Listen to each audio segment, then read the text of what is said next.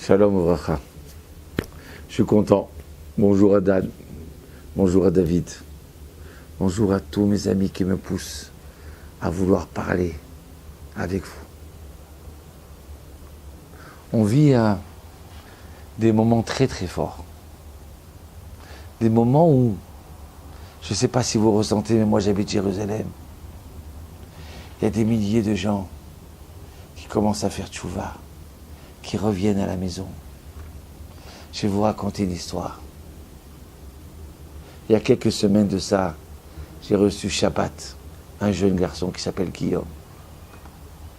Et ce Guillaume-là, il a mangé, grâce à Dieu, une bonne fina, on a chanté, on a bu, on était joyeux. Je lui ai dit, Guillaume, si jamais tu veux nous raconter une belle histoire, c'est maintenant. Peut-être raconte-moi ta vie. Alors il me dit, je vais raconter ma vie. Ma mère, elle s'est mariée avec un non-juif. Il est parti habillé au centre de la France, dans un petit village, seul, personne, pas de juif. Et voilà que, quand elle a eu un petit garçon, il y a eu quelques petites complications de santé, quelques opérations. Au bout d'un an, elle dit au pédiatre, je voudrais faire la circoncision de mon fils. Alors, le pédiatre dit, écoutez, si vous voulez écouter mon conseil, non, il n'y a pas besoin, ça suffit. Et elle, malheureusement, ou heureusement, vous commanderez après, eh ben, elle a dit, bon, d'accord. Et l'enfant, il grandit.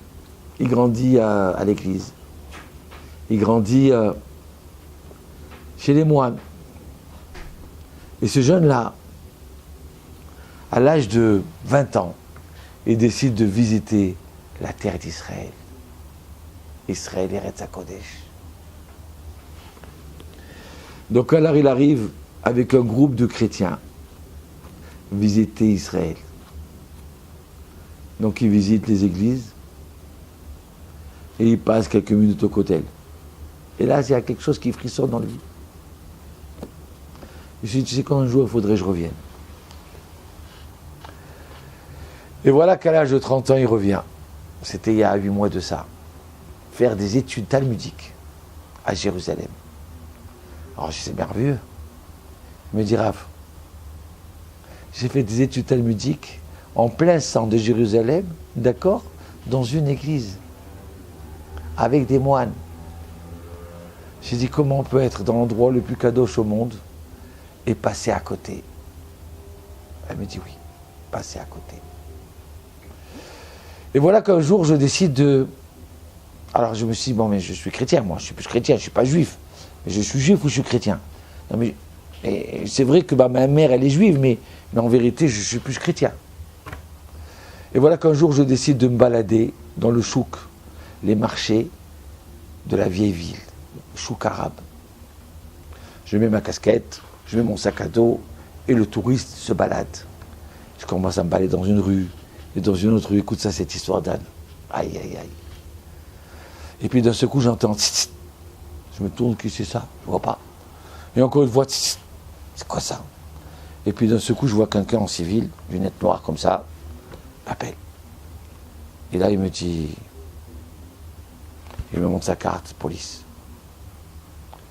Je lui dis, yo, Joe, vous êtes juif? Il voulait me dire, si vous êtes juif, c'est dangereux ici. Et moi j'entends, vous êtes juif? Mais c'est cette question que je ne voulais pas entendre.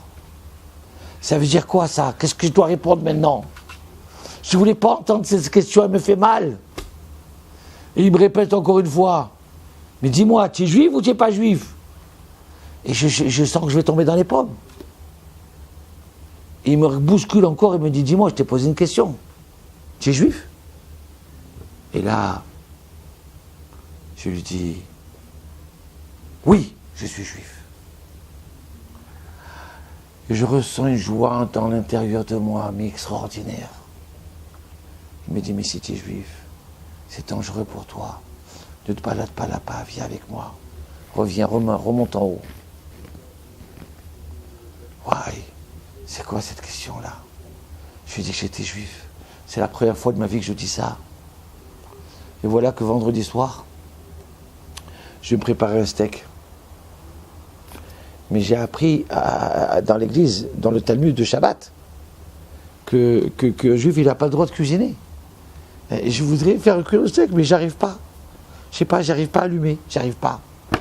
J'ai dit, bon, tu sais quoi, je mange froid, je mange froid. Et là, le lendemain, après ma prière à l'église, ça y est, je reviens, je reprends la ligne directe de l'église. Je fais mes études avec mes prêtres. Et voilà que je sors de l'église, de la vieille ville. Et en sortant, je me mets nez à nez avec un religieux, un juif religieux. Et lui, il me dit, le kotel, c'est par là-bas, hein. Je dis, mais je ne vais pas aller au kotel. Il me répète, il me dit, mais le kotel, c'est par là-bas. Je dis, mais qu'est-ce qu'il veut là? Je ne comprends pas. Troisième fois, il me dit, le kotel, c'est là-bas. Je dis, c'est quoi? Il y a quelques jours, on me pose la question, tu es juif. Hier, je ne suis pas arrivé à cuisiner. C'était samedi. Et là maintenant, on dirait que Dieu veut que j'aille au kotel. Alors j'arrive au kotel. Je marche. Je marche et je sens mes jambes lourdes. Je m'approche et je sens mon gosier. Mon gosier qui... Presque je sens que je m'étouffe. Et j'approche au kotel. Et là j'éclate en pleurs. J'ai compris mon Dieu. Ok. Je rentre à la maison. Mais la première des choses que je dois faire, c'est la circoncision. Et puis après, je étudierai à l'église, Shabbat, mais j'essaierai de faire Shabbat. Je fais la circoncision. Et là, le rabbin qui me fait la circoncision, il me dit, tu sais, mais si tu es juif, qu'est-ce que tu fais dans une église? Ta place, elle est dans un centre d'études. On va bien t'expliquer. On va t'apprendre c'est quoi la morale juive, c'est quoi d'être un père juif, c'est quoi d'être un mari juif, c'est quoi d'être un juif. Voilà. Monsieur le Rav Attali, ça fait 3 semaines que je suis dans une yeshiva. La yeshiva du Rav Ronchaya. Et là, je danse tous les soirs. J'étudie le Talmud dans la synagogue et dans la yeshiva. Et aujourd'hui, je passe Shabbat avec vous. Un Shabbat extraordinaire. Merci Rav. Quelle histoire. Aïe, aïe, aïe, aïe, aïe. Comment Hachem, il nous ramène comme ça. Ça y est, ils reviennent tous. Allez, il ne faut pas rater le coche. Bonne chance.